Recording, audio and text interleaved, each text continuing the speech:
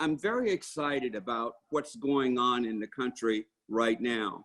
I want to start by thanking the Business Council for your leadership and what you've done on this issue, but not just this issue.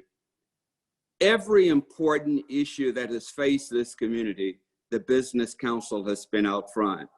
And I think it's critical that you be in this space and lend your voice to what is going on with us right now around the issue of social change. I think it's appropriate that I start this conversation by just telling you a little bit about me personally. And perhaps it will give you a perspective on what colored my lens. All of us have different lenses and different perspectives, but those are generally colored by our experiences, and I'm no different. So I want to tell you a little bit about who I am. Let me start by saying that I'm a proud Mississippian. I've never been more proud to be a Mississippian. I've lived in this state my entire life, with the exception of the years that I was on active duty with the military. In the last few years of my stint with the Department of DOD, I spent down in Jacksonville, Florida, before retiring in 2005 and immediately coming back to Mississippi to rejoin my family. I can tell you I have never in my life contemplated living anywhere else. This is due in part to the fact that I've had the wonderful benefit of being able to see most of the world. And I can tell you what I have seen is that if you're a person of color, your experiences are going to be virtually the same, no matter where you are. They present themselves differently, but the issues are always the same. I'm just 3 generations removed from slavery. My great-grandparents were sold into slavery to a plantation owner in Alabama and somehow ended up in central Mississippi. I'm the son of a dirt farmer. My parent bought a small farm in Utica, Mississippi in 1940. We still own that farm. It's been in the family continuously without interruptions since that time. And what I can tell you now is that I disliked that farm with every fiber in my body. And I finally figured out after I was grown why I disliked it. I disliked it because my father figured out pretty early that he had some cheap labor. And I can tell you he took advantage of that cheap labor. And we didn't have any hired help. The rest of the family was, in fact, the hired help. My parents were uneducated. My father had a 4th grade education. My mother had an 8th grade education. I spent 8 years, all 8 years of my elementary school life in a 2-room cinder building in the rural part of central Mississippi. Had 2 wonderful, wonderful teachers that entire 8 years, a husband and wife team, Mr. and Mrs. Moffitt. In fact, I'm still in contact with that family. But educators now have started to talk about the benefit of social and emotional learning. And I can tell you that this team of teachers, husband and wife, knew what that meant to the nurturing of a child even then. And that's been more than 50 years ago. I was 7 years old when Emmett Till was brutally murdered in Money, Mississippi, for allegedly having whistled at a white woman in her family's business. Till was 14 years old at the time, came from Chicago to spend the summer with his parents, but was pulled, with his aunt and uncle rather, not parent, but he was pulled out of his aunt and uncle's bed at around 3 o'clock in the morning, brutally murdered, had a GN generator hung around his neck, and his body was dumped in the Mississippi River. That incident shaped and experienced a large extent of how I was raised in Mississippi. It influenced how my family taught me everything they taught me about love and about hate.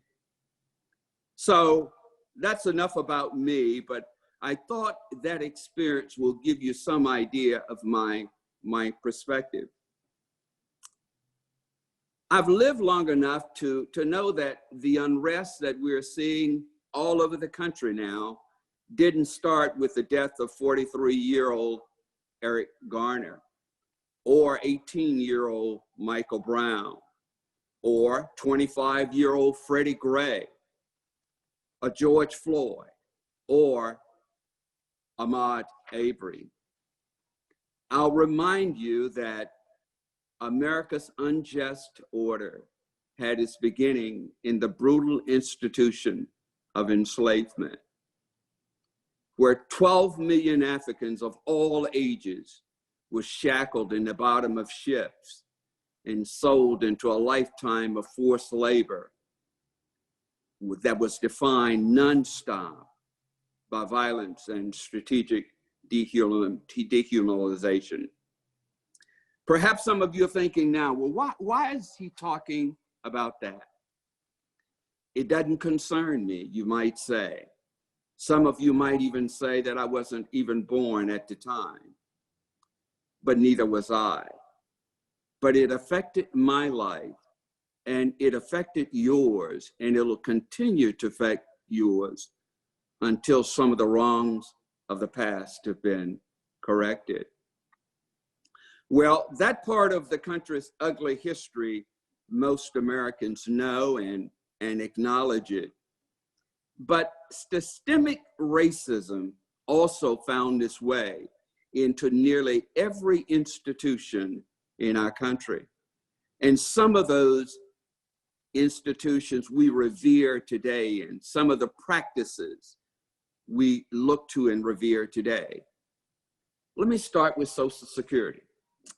Did you know that in the 1930s, when Social Security was started, that maids and domestic workers, agricultural workers, could not even participate in Social Security? The benefits of that, or the downside of that, was many of them worked many years longer than they needed to work into old age. And many of them died in poverty because they never benefited from a government program like Social Security. Look at our judicial system today. Look at all of the injustices that in sentences, laws, and how it influenced people of color in this country. Take voter disenfranchisement, another critical issue to our democracy. We still see it taking place all over the country. Our education system, we're fortunate in South Mississippi. We have a wonderful, wonderful system. But I can tell you that system is not in place for every child of color around the country. Housing continues to be a problem in our society. Even something like hurricanes and the disparities that are found in neighborhoods that flood is still an issue in our society. And then there's the disparity in healthcare. Our own state legislature has chosen time and time again not to expand Medicaid. And of course, there's the thing that we talk about every day now, COVID-19. And I would venture to say to you that the outcome of COVID-19 in communities of color probably would not have been the same had every American had the benefit of good health care in this country, but it is not a reality. There's a straight line, I think, between these racial policies and the state of Black America today. The lack of Social Security early on kept many people, as I have said, working much longer than they should have been able to work. But what it also did was left a generation of people economically vulnerable. When you look at the average household wealth of a white family, what we find in the literature is that it's 10 times higher than that of the average family of color. Is something wrong with that picture? The efforts of Black Americans to build wealth can be traced back throughout our history. It has not been because of a lack of effort, but these efforts have been impeded by the slavery I talked about. But that was followed by congressional mismanagement of the Freedmen Savings Bank. That bank left 61,000 depositors with a loss of nearly $3 million. And this was in 1874. Many African Americans were affected by that. Then there was the violent massacre that decimated Tulsa, Oklahoma, in a neighborhood that was referred to as the Greenwood District in 1921. Here was a population of African Americans, about 10,000, that thrived at the epicenter of African American business and cultural life. In fact, the area was often referred to as the Black Wall Street, but it was burned to the ground. That has been mentioned in recent days. There have been even discriminatory practices in the 20th century that still are with us today. The Jim Crow era, Black Code, limiting opportunities for people of color to live in certain areas. But then there was the GI Bill, another government program that was supposed to benefit every veteran that came back from war during World War II. But what you probably did know is that African American troops did not benefit from it, although the program was supposed to be available to them. When they went to lending institutions, the funds were not available to African American veterans. Again, you're probably asking yourself, why is this history relevant? This history matters because this inequality we're seeing today in part is because of its legacy is passed down from generation to generation through unequal monetary inheritance, which make up a great deal of the current wealth of families all over the country. In 2020, Americans are projected to inherit about $765 billion in gifts and bequests. And that doesn't include any wealth that is transferred to spouses or children. That's an awful lot of money. And what we find is that roughly 4% of inheritance wealth is used in the average household today. But many African Americans don't benefit from that generational wealth because of the disparities of our history.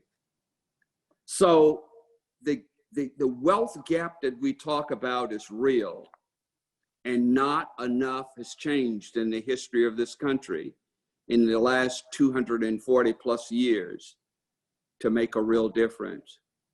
So again, I would say to you that what we are seeing is not just about George Floyd or the others that I mentioned, but what it is about is that people of color want to see social change in our country. We want to see our fellow Americans honor the values of America that its founders had, when they talked about it and when they wrote about it in our Emancipation Proclamation. Those are the values we want to see. We're clearly not there.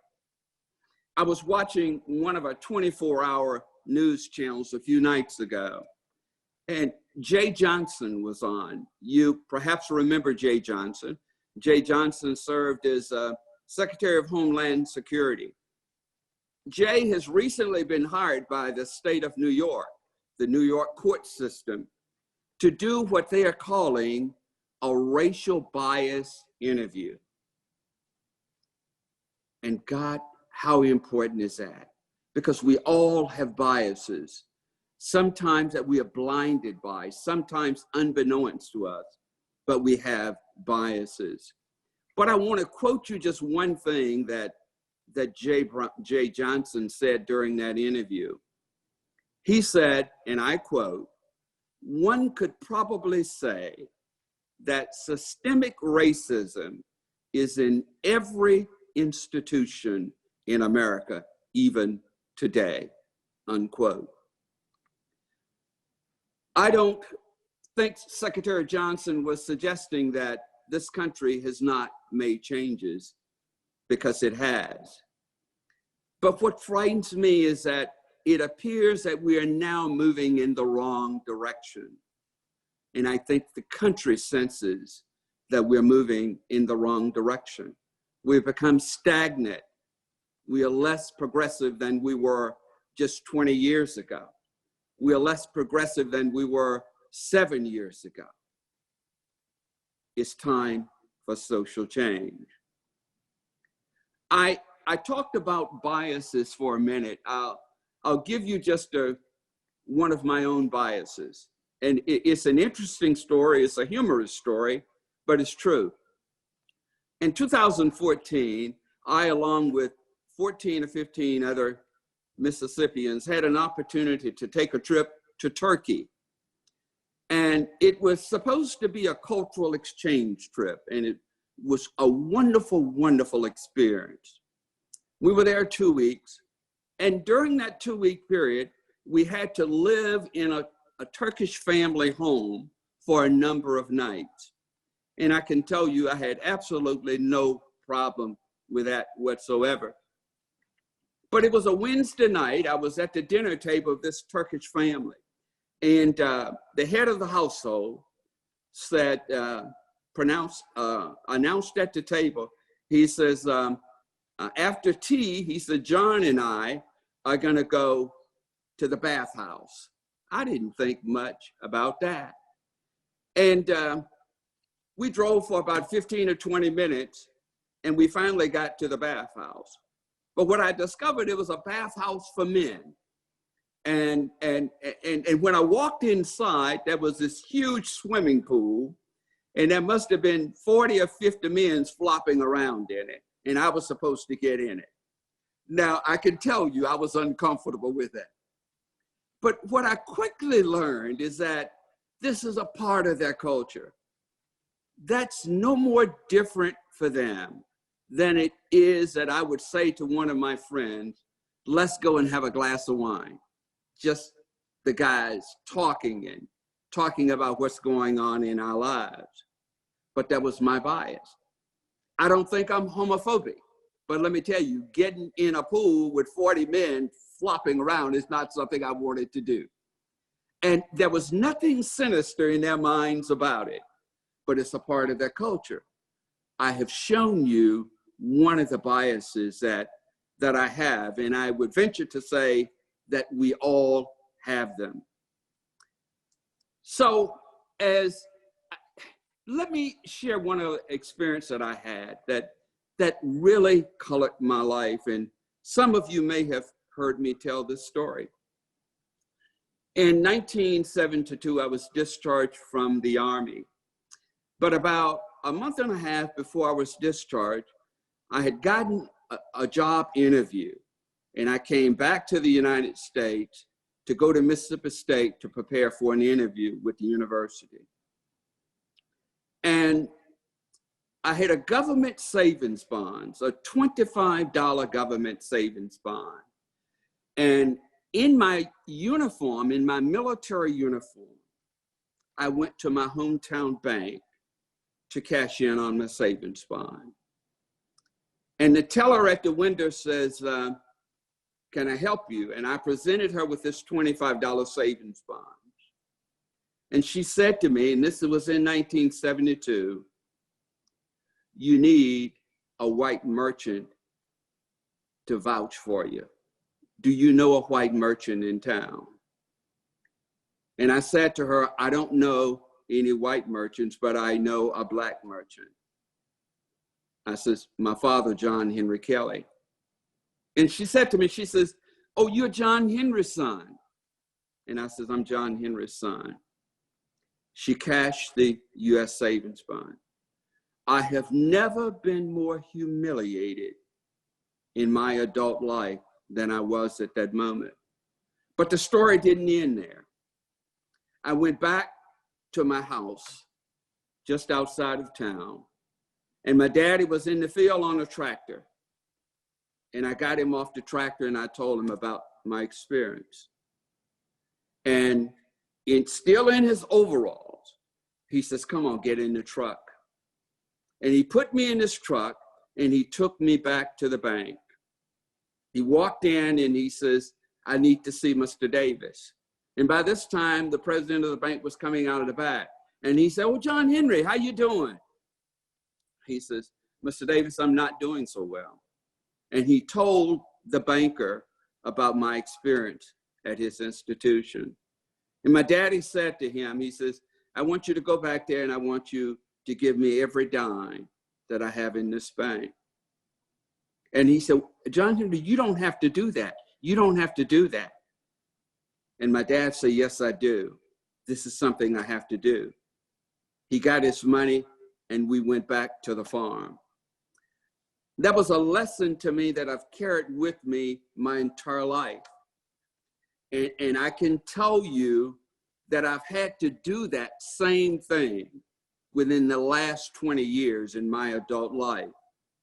I heard about the banking practices of a bank that I won't name, but it was very public, and I was banking with him, and I took every dime I had out of the bank. I learned from my dad that day that sometimes when people and institutions show you who they are, you have to look, you have to listen, and discern what they're really telling you. And that is, they don't value you. Well, I'm going to bring this to some kind of a close. But what I can tell you is that many of my friends have come to me that don't look like me, and they are great friends. And they have said to me, John, what is it that I can do? I want to do more. And here's what I would say to those friends this morning. I would say that you need to use your voice. Don't be silent when you see injustices all around you. And this wouldn't be complete if a Baptist deacon didn't read one scripture. And I'm going to read one scripture that speaks to that. And that scripture comes from Proverbs 31, verse 8. And it reads, speak up for those who cannot speak for themselves, for the rights of all who are destitute. I think that scripture is shouting out to all of us this morning who are willing to listen to the voice of God, and it's telling us that we have to use our voice. If you're not prepared to use your voice today with all that's going on around us, then perhaps you will never have the opportunity to use that voice again. I would also tell you to take the time, I'm talking to my friends, I would say take the time to really get to know people that are not normally in your circle of friends. Just get to know them. And I don't mean a casual acquaintance, but really get to know them. Here's the third thing I would tell you. If you have children, don't prejudice them with your biases that you've developed over a complete lifetime, because I promise you, biases and prejudices are not inherent. They are learned behaviors. So don't do it. I would also suggest that you read a book or watch a movie and about something that deals with social unrest and its history and ideology. I watched one last night on ABC. It was actually filmed in 2017. It was the opening of the African American Institute of African American History. But it was a program of songs, poems, and the likes that spoke to the life of African Americans. It was a powerful, powerful presentation. I hope some of you had an opportunity to see it. But here's the other thing I would say to my friends. Don't run away or deny the fact that you're privileged. And I don't mean privilege in the sense that you inherited a ton of money, but I mean it in the sense that you have benefited.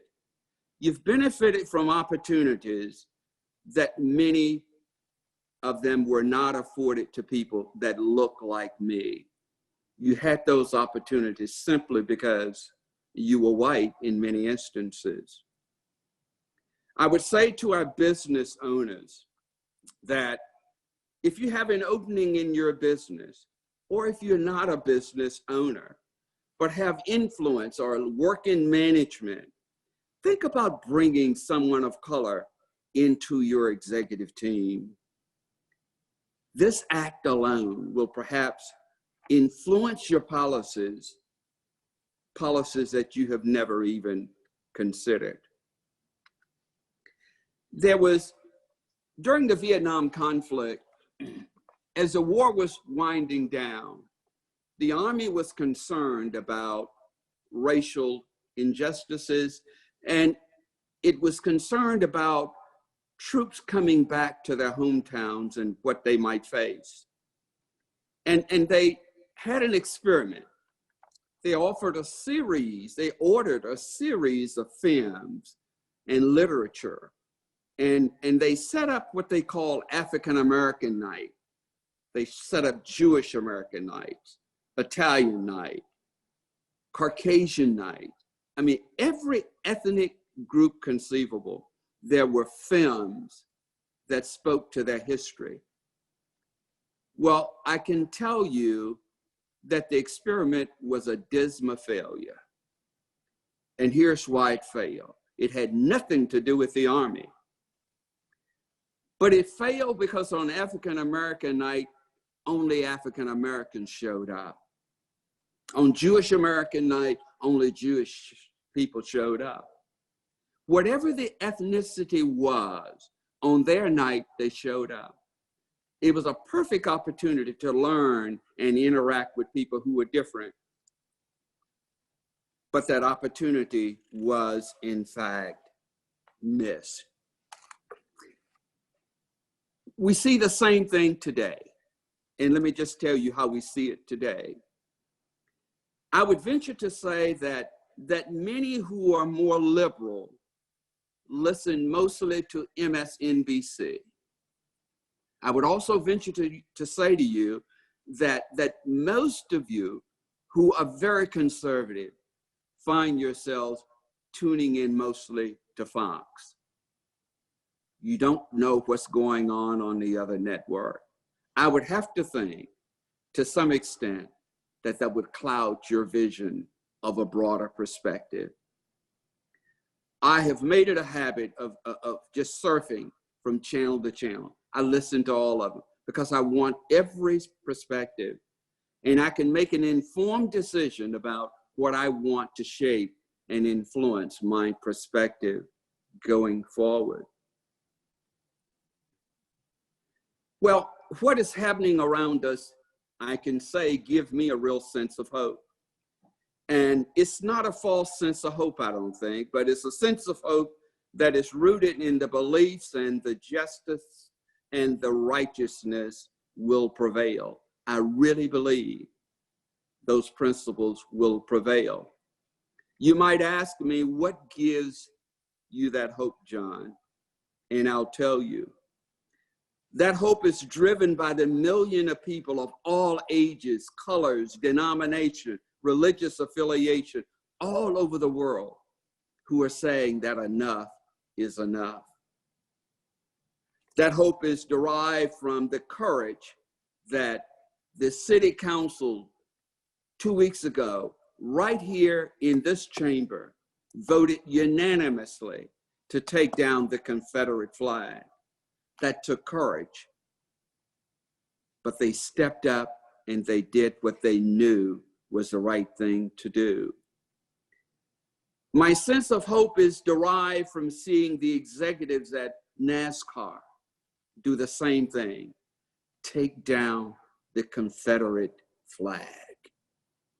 That's probably one of the most conservative institutions in the South, but they did what was right because they knew it was offensive to many of us that watch NASCAR. My hope is really driven also by hearing the most conservative commentary, I think, of my generation, and I'm speaking of George Will. Many of you have heard George Will and read his columns. But he said the other day, he said, it's time to change. He said, America, it's time to change. That gives me hope, my friends. I have hope because my 7-year-old grandson leaves me no other option but to have hope. I want him to grow up in a different world than the one I experienced. I want him to grow up in a world where his mom and dad are not compelled to have what we call in the African American community, the talk, if he goes out and interact with others around him. You and I can't undo 400 years. That's behind us. But we can work together now to make sure that America is home to equity, America is home to dignity and justice for all. I'd encourage you to come along and be a part of that journey. Don't be on the wrong side of our history.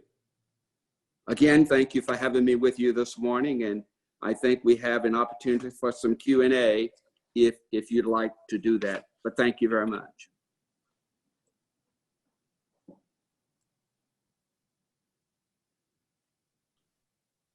Wow. Well, Dr. Kelly, thank you very much. Thoughtful, powerful, and meaningful words, and your willingness to share your experiences is a blessing to all of us today. So thank you for that. We'd be happy to take some questions, and you can do that in one of two ways. We can either unmute you specifically if you just tell us in the chat function to please unmute you, or if you would like to ask your question in the chat function, I'll be happy to repeat it to Dr. Kelly.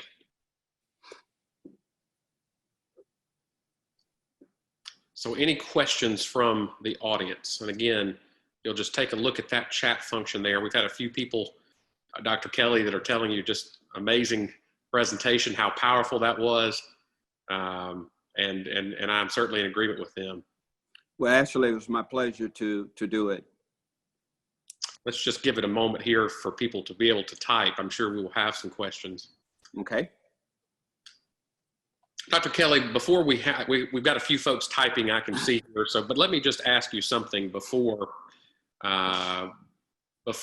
we get into some of the other questions. What do you think has changed? And I say that because it's interesting that, we've had these dialogues, these public dialogues have been happening for so long. But suddenly the momentum is moving more quickly, and there seems to be more power behind than there has ever been before. So what do you think in 2020, in the last few months, has changed that's allowing these things to happen? That's a great question, Ashley, and is one that I've contemplated. I think a number of things has contributed to it. First and foremost, I think just the enormous amount of time that this has been going on in our country, almost from the inception of the country, the long history of injustice. But even more so than that, I think this is a generation of young people that are not content with the state of our country. And I can say that more broadly. I think this is a generation of young people that's not content with the state of relations around the world. And that's why you're seeing it. But even more powerful than that, I think COVID-19 was at the real center of what we're experiencing today. Just think about it. And I'm a spiritual person, and I really believe that it's God speaking to us. And Scripture talks about when the first will become last and the last will become first, and what starts to happen when we're to see real change around us. And we're seeing that. COVID-19 is a virus that literally shut the world down. All of us sheltered in place, and we had a month and a half or so to just sit at home and reflect about our own lives and what we have done and what we have not done. And I really think it has started to speak to us in a very powerful way, and recognize that when I see these things, I have to speak out. When I have a voice, I have to use it. But I don't think this generation is going to allow this to just silently or very quickly go away. I think it's going to be with us for a long time.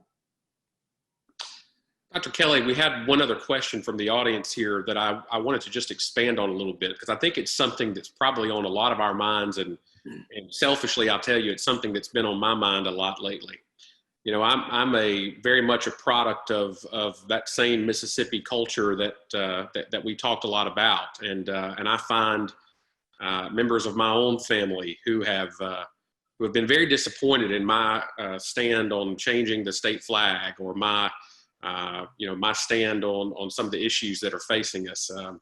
So much so that you hear the usual charges of, well, you went off to Harvard and got brainwashed, and the things like this. And that's a very hard thing to hear, but it pales in comparison to the experiences that you've had in your life. And with that in mind, how do those of us that are part of this generation that's trying to bridge this gap, how do we reach across to the remainders of the generation that came before us that still hold on to some of these things from our past? And how, changing hearts is one of those things, I guess, if you knew the answer to that, it would be, you'd be able to do a lot. But how do we approach that, Dr. Kelly?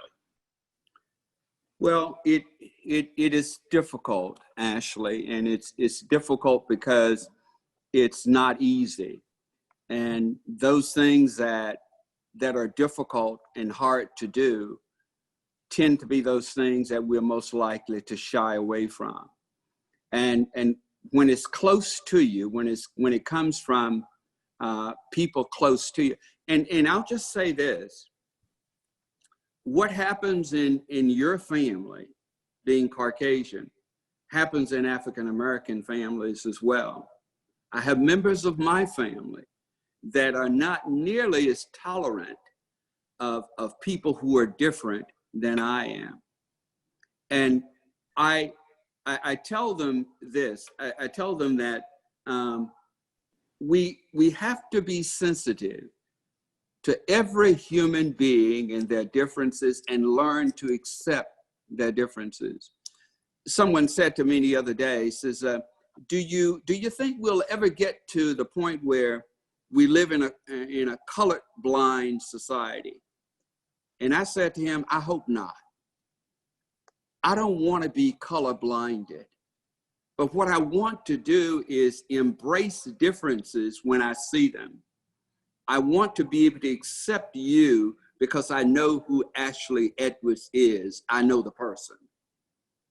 And I can tell you, and you're probably the same way, there are a lot of people that look like me that I choose not to have a relationship with. I don't dislike them, but I choose not to have a relationship with them. You're probably the same way. There are people that look like you that you choose not to have a relationship with. But when you, and here's where it's most difficult, is when it's your family or your close friends. But here's what typically happens, particularly when we're with our buddies. The topic will come up and they'll say something and make light of it and make fun of it, and we'll laugh along with them. We might not like it, but we laugh along with them. We go along with it because we want to be a part of the group. But you have to make a hard decision and say, that's wrong. Why do you feel that way? And try to get inside the head of the person who made the despairing comment of whatever is going on at the time. But it's difficult work, and we shy away from things that are difficult. Dr. Kelly, along those lines, we've had a number of questions. I'm going to kind of condense them into one. You will always remember this session with the Gulf Coast Business Council, in which we asked you, number one, how do you change people's hearts, and number two, what's going to happen in the future? So these are quite grand questions. But there's been a number of questions about the generational changes that we see, and you spoke to that a bit earlier. But where do you see this going into the future, based on what you see happening? What do you believe that we are on a tipping point of change here, and what does that change look like in your mind? Well, I don't know what it looks like, but I can tell you I don't like what the last years of my life look like either. I don't like that. I've seen that movie. I don't want to see that movie anymore. It's like going to see a movie that you hadn't seen, but there's great anticipation about what you will see. I don't know what it's going to look like, but here's the way I'll explain it to you. If you were to ask me this morning, John, what do you want? What do you want out of this whole thing? And I would say, Ashley, get a sheet of paper. And I would say, Ashley, write down where you want your kids to go to college. Write down what kind of quality of life that you want them to have once they finish college. I also want you to write down what you want your portfolio to look like, your financial portfolio, what you want that to look like. Write down the kind of neighborhood you want to live in, and everything that comes with a quality of life in your mind. And I say, now sign that, John R. Kelly. I want the same thing. And that's what I want to see out of this. I want to see what every American that have been allowed to be privileged, I want some of those same experiences. I don't want any more. I don't want you to give me something because I'm simply because I'm Black or African American. I don't want that. I'll tell you something. In 1995, the CEO of the American Cancer Society, an organization that I've worked with over most of my adult life. But in 1997, I believe it was, the CEO of the organization came to me and said, John, the nominating committee is going to be convening next week. And I can tell you that you're being considered chairman of the board for the American Cancer Society. This is $1 billion corporation, the largest nonprofit healthcare organization in the world. And I said to him, I says, John, if this is being done, I want it done for the right reasons. I don't want it to be done simply because I'm the first African American that's being considered. I want it to be done when it's done because I'm deserving of being the next chairman of the board of the organization. And I said to him, I would love the opportunity to serve, but I want it to be for all of the right reasons. And this has to be done for all of the right reasons. I think people of color don't want anything special. They want what other people want. That's a long and rattling way of trying to answer your question. I think that's a great answer. And I'm not sure if you have the chat box open there, but you're getting a lot of great responses, a lot of thank yous for this. One of the, there have been a few other questions. We're getting very close to the end of our time, so I hate to cut us off when there's such good questions, but let me just ask you this closing question that will incorporate a few of the questions that we're seeing. And those questions really get to this idea of form over function. And I say that with all due respect to the standpoint that we do these things, we have these conversations, but much to what you just said about your experience with the American Cancer Society, we want them to have functional outcomes, not just be done for the optics of doing them. And with that in mind, Dr. Kelly, how would you suggest that we are able to keep these lines of communication open, that we're able to make them effective, that we as businesses and corporations are able to find the true benefits of diversity, not just the optic of benefits of diversity, but the true benefits of those things? What type of advice would you give in that vein? I would start by saying that that's the value of having relationships. All of us know that any of us who have been to some measure successful know that it is in part based on relationships that we have had. But I think those relationships are so important in expanding our circle of relationships. That's where you start. In terms of bringing people of color into your businesses and management, if you know me, if you've gotten to know me, you know my capabilities, you know my strengths, you know my weaknesses. So there's no question about what the outcome is going to be of my experience with your company because you know me. It's not a risk anymore when you have the relationship. What's lacking are those relationships I've talked about. And I don't mean a relationship where you see somebody in a restaurant and you wave at them and say, "Hey, Joe, how you doing? What's going on?" But it means in inviting Joe to a round of golf with you and your buddies. It means having a glass of red water with Joe at the end of the day and just talking and getting to know him. It's inviting Joe to your church and you going to Joe's church to interact there. Boy, that's a great place to start in a house of worship. But how is it that it's probably the most segregated institution in our country? But wouldn't that be a great place to start? But on that note, let me just say that just this week, the Southern Baptist Convention has come out and said it's time to change that flag.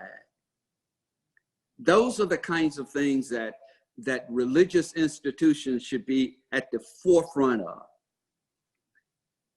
and not on the tail end. But that makes me hopeful. But again, I think it goes back to those relationships where you get to know people in a very meaningful way. Dr. Kelly, let me just once again thank you for your time today and for sharing this with us.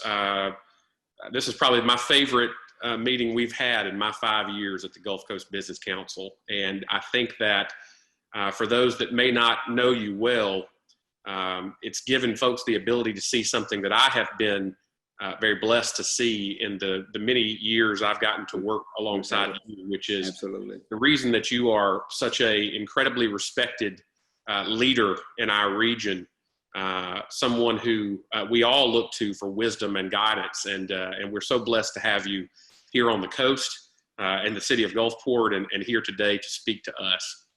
Let me also just quickly say another thank you to the Legacy Business League and for all of the members of Legacy Business League that joined us today. It is an honor and a pleasure to have you all with us. And in the vein of the last question I asked Dr. Kelly, I will make the commitment to all of you today that this will be a beginning, not an end. We will move to begin to implement some of these things so that we can see the outcomes that Dr. Kelly talked about. We want to continue to find ways to partner with the Legacy Business League to make sure that we have a unified voice for business on the Mississippi Gulf Coast. We all understand that in order for our economy to be successful, we have to ensure that there is success across a diversity of businesses and that all of our businesses see the types of momentum and sustainable success that it takes to raise the stature of our entire region. So we appreciate, I want to say special thanks to Angie Juzang and the help that she had in getting us all together today. We will have another meeting next month, and we will be talking a lot about the things that have transpired over what's going to happen in the next 48 hours with the state legislature. Our hope, our sincere hope, is that we will be able to have some of our state leadership come in and talk to us about the things that have happened with this legislative session, possibly about the vote that was taken on the flag and about some of these historic things that we're seeing happen now. So please stay tuned to your emails. We will certainly give all of you notice about our speaker. But again, we look forward to having all of you again next month. And we thank you all for your time today. This was an important dialogue, one that we want to continue to keep having. And if there's anything that any of us, the Business Council, can do for you in the meantime, please don't hesitate to reach out if we can be of assistance. Dr. Kelly, thank you. And I wish all of you a wonderful day. And please stay safe out there as we continue to want to see an end to this pandemic. So thank all of you.